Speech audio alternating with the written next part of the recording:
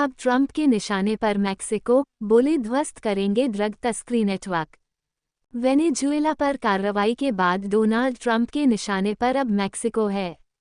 Trump ने कहा कि उनका प्रशासन जल्द ही क्षेत्र में ड्रग तस्करी नेटवर्क को खत्म करने के लिए जमीनी हमले की कार्रवाई शुरू करेगा। फॉक्स न्यूज को दिए इंटरव्यू में अमेरिकी राष्ट्रपति ने कहा कि मैक्सिको पर ड्रग कार्टेल का राज है। ये देखना बहुत ही दुखद है। यह अमेरिका में हर साल 2.5 लाख से 3 लाख लोगों की मौत का कारण बन रहे हैं। हमने पानी के रास्ते से होने वाली ड्रग तस्करी को 97% तक खत्म कर दिया है और अब हम कार्टेल के सफाई के लिए जमीनी कार्रवाई शुरू करने जा रहे हैं। हालांकि उन्होंने योजनाओं के बारे में और कोई जानकारी नहीं दी। इस हफ्ते की शुरुआत में ट्रंप ने कहा था कि उन्होंने ड्रग कार्टेल से निपटने के लिए मैक्सिको की राष्ट्रपति क्लाउडिया शिनबॉम के साथ अमेरिकी सैन्य मदद की संभावना पर बात की और चेतावनी दी कि मैक्सिको को अपनी स्थिति सुधारनी होगी। पिछले साल भी ट्रंप ने कहा था कि वह ड्रग तस्करी से निपटने के लिए मैक्सिको में अमेरिकी सेना और खुफिया अधिकारियों को भेजने की तैयारी कर रहे हैं। द हिल की रिपोर्ट के अनुसार मैक्सिको की राष्ट्रपति क्लाउडिया शिनबॉम ने ट्रंप के बयान पर कड़ी प्रतिक्रिया दी।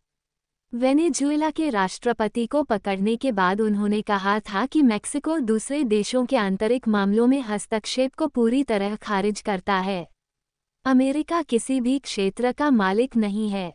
लैटिन अमेरिका का इतिहास साफ और जबरदस्त है। दखलंदाजी से न कभी लोकतंत्र आया, न कभी खुशहाली आई और न ही स्थायी स्थिरता मिली। ट्रंप ने वेनेजुएला पर हमलों का दूसरा चरण किया रद्द। ट्रंप ने कहा कि उन्होंने वेनेजुएला पर हमलों का दूसरा चरण रद्द कर दिया है। हालांकि सुरक्षा और संरक्षा के उद्देश्य से सभी जहाज अपनी जगह पर तैनात रहेंगे। वेनेजुएला शांति के संकेत के तौर पर बड़ी संख्या में राजनीतिक कैदियों को रिहा कर रहा है।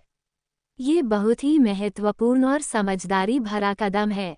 अमेरिका के उपराष्ट्रपति जेडी वेंस ने व्हाइट हाउस प्रेस ब्रीफिंग में कहा कि वह वेनेजुएला में स्थिरता तथा एक ऐसी सरकार सुनिश्चित करने के लिए नियमित रूप से बैठक की अध्यक्षता कर रहे हैं जो वास्तव में संयुक्त राज्य अमेरिका की बात सुने।